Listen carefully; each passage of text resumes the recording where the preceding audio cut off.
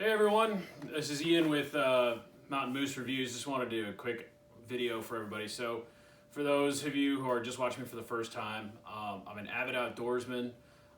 Been in the military for a little over a decade, and one of the things I get asked a lot is the benefits of reloading. So, I'm going to do a quick video kind of discussing what I feel are the benefits and the costs, as well as I also want to talk a little bit about some of the stuff that I've used personally, so that way I can give you a little bit more of a warm and fuzzy, if you will, with regards to purchases that you may or may not make in the future. So, first off, let's go with the pros. I've been reloading now since I met my wife about 8 years ago. So I was doing a lot of shooting actively in the Fort Bliss, El Paso community. I was spending a boatload of money in ammo. This is about the 2008 timeline when ammo prices started skyrocketing due to the costs or the presidential election that was coming up. So my wife looked at me and goes, "Why are you spending so much money on this?" Well, I've got to train so I can practice for 3-gun competitions, as well as I was looking at potentially getting deployed. So I was like, okay, I need to make sure I keep my skills sharp. So for my birthday, she decided to pick up an RCBS Rock Chucker. It's a single stage press.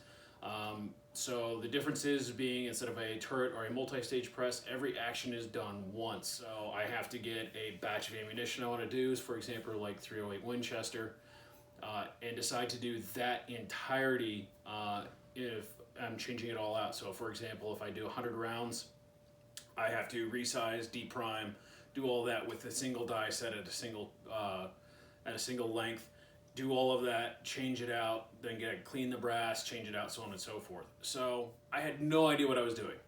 I was terrified I was going to blow myself up because, again, everybody's thinking, oh man, you're using basically a controlled explosion inside the shell, gunpowder and primers, and how many feet per second, how much pressure, what's the cup, all these things, and it can be nerve-wracking, it can be overwhelming.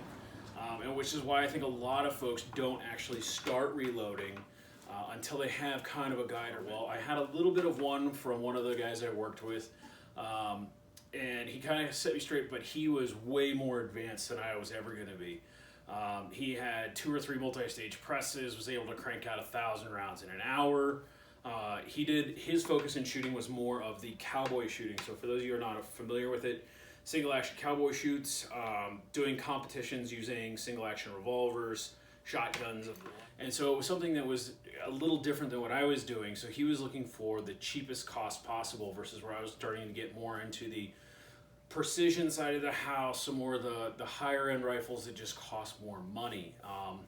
You can do it with the way he was going around, but I chose to try and stick more with a single stage press with kind of focusing on learning the basics. So the first round I loaded up with was a 30-06 for an M1 Garand. Now, probably not the smartest choice looking back on it, because for those of you who are familiar with the M1 Garand, it has an op rod inside of it that if you screw up the pressure too much, you can actually bend it in its cycling, and it'll basically have to replace it, and it's not a cheap part. Nonetheless, that was the one I chose to go with, and I've been going ever since. So some of the benefits that I've seen so far to reloading is, one, I get to shoot more for the same amount of money. Notice I said I didn't shoot more for cheaper amounts, because as I go through it, you end up spending a lot more money in order to continue with the task. So most people are like, well, that's their main reason, is they want to reload for cheaper. Yes, you can reload for cheaper, but you got to remember there's a sunk cost that you start with. For example, the press that's behind me, as I said, is the RCBS Rock Chucker. It came with a whole bunch of little stuff, case lube pads, the hand primer, things of that nature. So it started out about $350, $400. That didn't include anything for any caliber whatsoever. So then you have to buy things called shell plates where they sit. You then have to buy primers, which are usually about $3 for 100 of them, so about 3 cents a round. Then you have to find out which powder you want to use, and that becomes its own fun part, because then each one of those has its own powder combination that works. So if you can imagine, you have to start kind of common calibers, common ammunition, common powders. And then it varies from there again. So you've got small pistol, you got large pistol, you've got rifle primers, both small and large. You got magnum primers that burn a little bit hotter, better for magnum powder. Using it for like your 300 Win mags, your 7mm mags, so on and so forth. So it really depends on what you focus on. I started going in with the basic stuff. I just want to be able to shoot 308 full metal jacket so that way I can reach out and touch something during 3-gun, because that was my preferred caliber versus 5.56. And I wanted to be able to do 45 because that was my handgun. And shotgun, I was like, they're cheap enough for buying regular birdshot. I'm not too worried about that. Going into it, fast forward, you start to shoot a lot more, which you're like, man, this is awesome. What you don't take into necessarily account is that your hobby then becomes multiple more hours of doing. So instead of going to your local academy, sports, Walmart, whatever, and purchasing 150 rounds of ammunition, it takes a good 2 to 3 hours to get a 100-round batch out of something like a single stage press. So you're giving up that cost for time, and you're kind of just offsetting it. So it became a lot more time intensive, especially when I was starting out. And when you start with some of the basic stuff, it takes even longer. So you start picking up additional pieces of kit just to make things go a little bit faster. For example, over here on my right, this right here is a Hornady digital scale powder thrower. So what that does for me is I type in the individual amount of powder, press go, and it spins it out and it weighs the grain weight while it's being dispensed. Really great tool for somebody who started out literally using a teaspoon from my dining room set, trying to get the powder in, and then, oh crap, I'm 2 grains off, and I'd have to take 2 grains out. So it's much more infuriating trying to do that and do that at some type of speed other than the speed of smell. It was pretty miserable. Other little things that you start to go through is case prep. So I ended up getting the RCBS case prep. Why did I do that? Well, for a couple of reasons. One, if you've ever sat around and grabbed a champering tool and tried to deburr or chamfer the inside of a round to try and make sure that all the burrs and the nicks around the neck are done, and you do that for about 400 rounds, you have a severe case of carpal tunnel that, if you're a single guy, renders you inoperable for a few days if you're picking up what I'm putting down. So going through that, where I'm walking around like the guy on Scary Movie 2 with my strong hand, I decided, you know what? I can't do that anymore to myself because it just takes too long, and again, it's messing with my girlfriend at the time. That tool. The other reason too is because I shoot a lot of military ammunition. So for those of you who don't know, anything that's in 308 or let's say 7.62 by 51, if you want to do the correct nomenclature, there's a minute difference between that and 308, and then 5.56. All of those rounds in the back, the primers have a crimp on the back. That crimp actually keeps the primer in there and is supposed to prevent the round's powder from getting wet. So you can store it for a very long time, pull it out when you need a war. Problem is when you're trying to redo the rounds, getting that primer back in. So you have to get another tool to get that primer pocket undone. So now you're doing the holding and twisting motion multiple times and you're tearing apart your hand. Not something that is beneficial for multiple rounds, especially if you're trying to reload like I did, which was get a whole tub of brass of a specific caliber, go through all the stage, and then be done with that stage, and then put that away. Then go through the next part of it. But when you're sitting there for hours doing this motion with a small tool about the size of a screwdriver, it's very, very tedious, and it's just not as much fun. So this helps speed up my reloading process a little bit better. So those were 2 of the purchases that I made. I still prefer a hand primer. I feel I get better seating depth and more accurate in terms of the same pressure because I know about what I'm doing at. Vice using, people will attach a primer seater on their actual press itself, reload it up that route. You start buying little pieces, so now all of a sudden you have to again think about the sunk cost. I've already sunk $350 or $400. Let's do $400 just to make math even, because I'm not that bright. And we've got $200 roughly for both the powder thrower and the charge or the case prep. So now I'm looking at approximately $600, and that's before I've included any of the die sets. Each die set varies in price. Figure a good die set if you're going with an RCBS model or Hornady, just base models.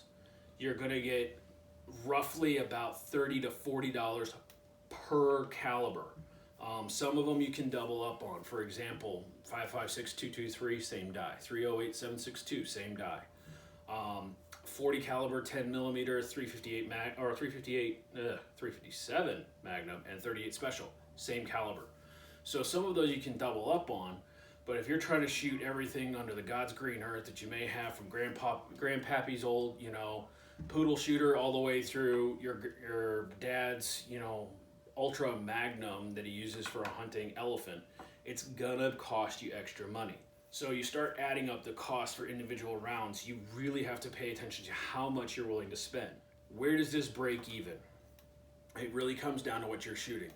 A friend of mine happens to be shooting a 338 Lapua Magnum. For him, each time he pulls the trigger, it's approximately $7 to get match grade rounds. That's straight from the Lapua factory, so he's spending $7 a round. So, extrapolate that over 100 rounds, that's nearly $1,000, just shy of 700, give or take, plus shipping, plus any additional fees to shoot those rounds. The issue then becomes is he can't shoot it as much because it costs so much to get the rounds. I was able to help him out and show him how to do reloading, and we got that cost to a little under half, and that's using match type ammunition, the powder that was recommended, as well as making sure that he had the match primers all set up. Now, did he have to buy extra stuff? Sure. He bought an 8-pound jug of powder. That's $200.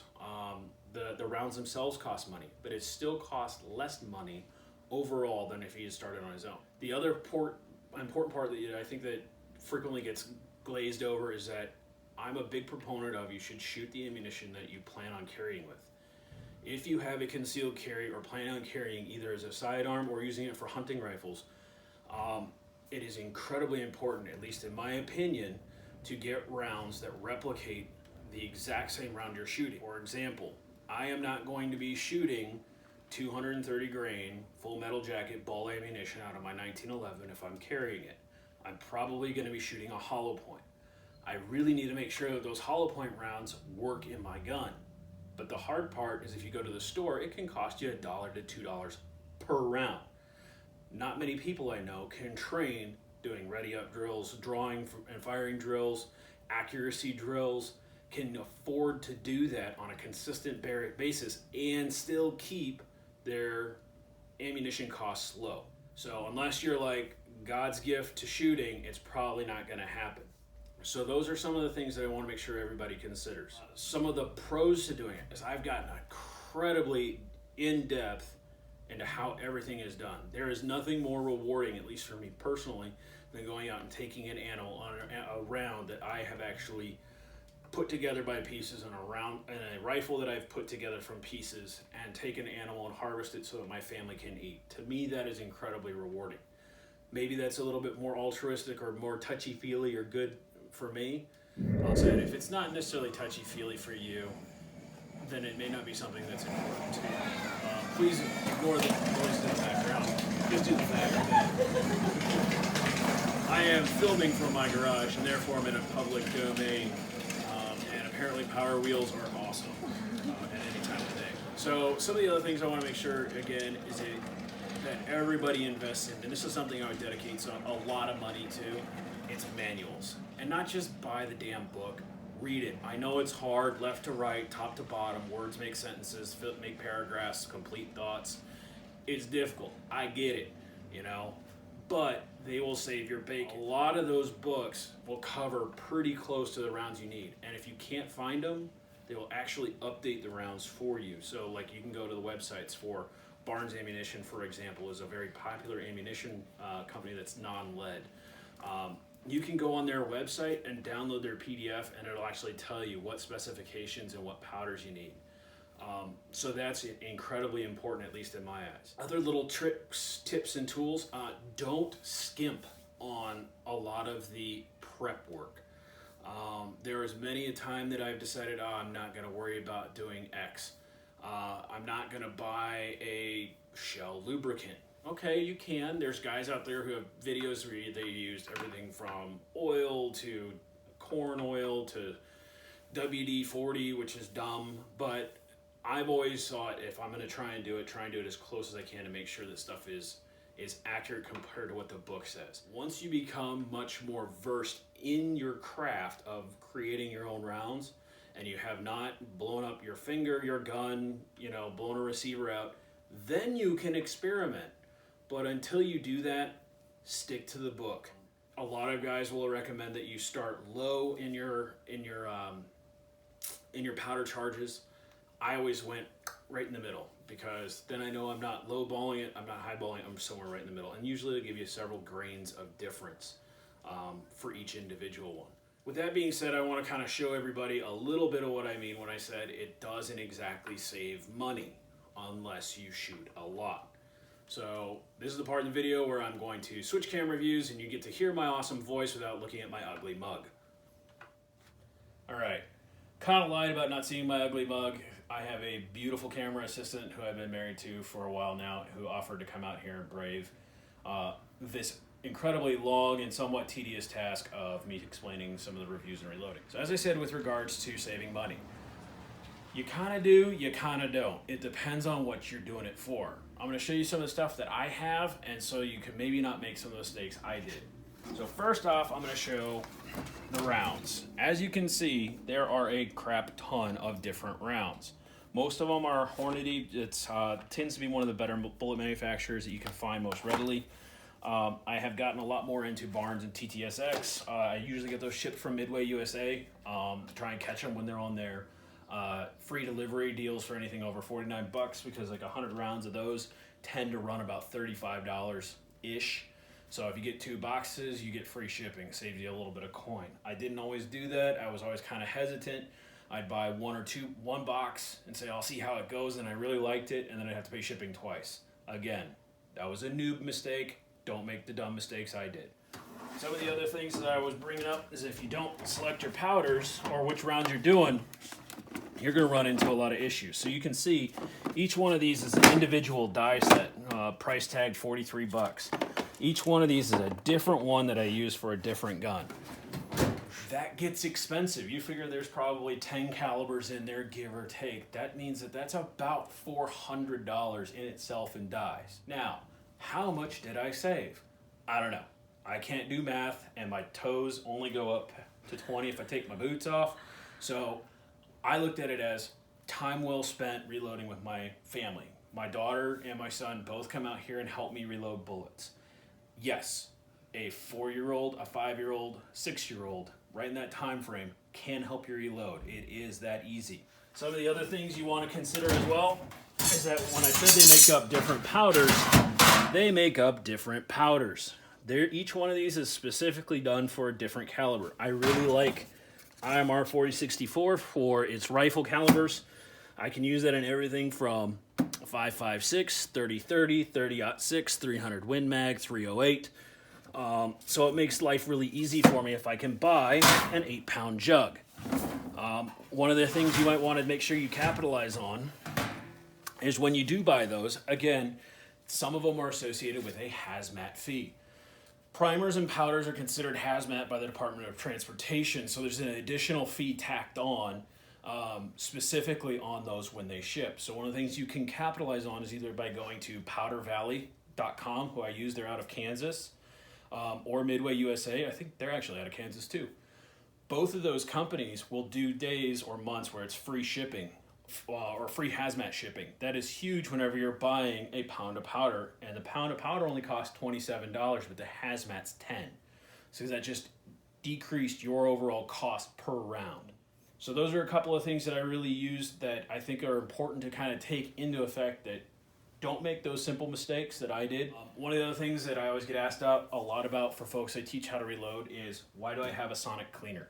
A lot of guys will use corncob media using a tumbler to help kind of clean and polish their brass. I have found that the sonic cleaner cleans things better, in my opinion. It gets into the primer pockets just a little bit better. It's over in about 10 minutes. I wash them off, put them out in the sun to dry, next batch good to go. The other thing too is you can put your tools or gun parts in here with the appropriate cleaners to get all that carbon bake off. It'll heat up and it typically goes. I've not had any issues with the Lyman. Some people have said that there are issues with Lyman sonic cleaners.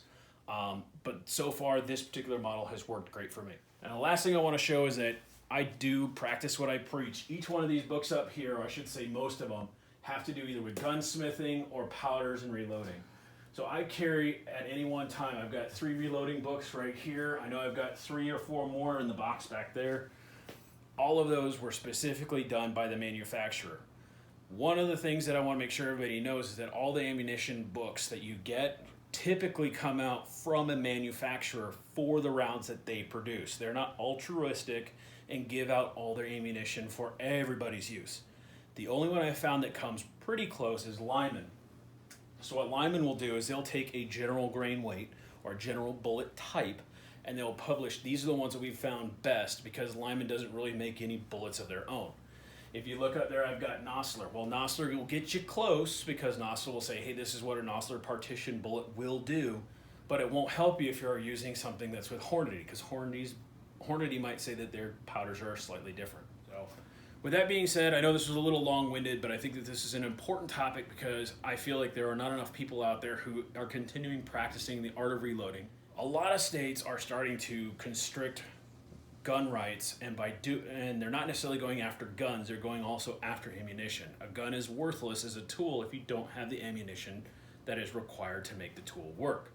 So one of the things that I've noticed, especially if you go to states like California, where they're starting to limit your access to ammunition or charging you a background check fee, and then preventing you from buying the rounds of ammo if your gun is not registered with that state, there's no background check for powder. There's no background check for you making your own ammunition. So whether or not you buy 1 box of ammo or you make 1,000 rounds yourself, no background check for your constitutional right to make your own ammunition.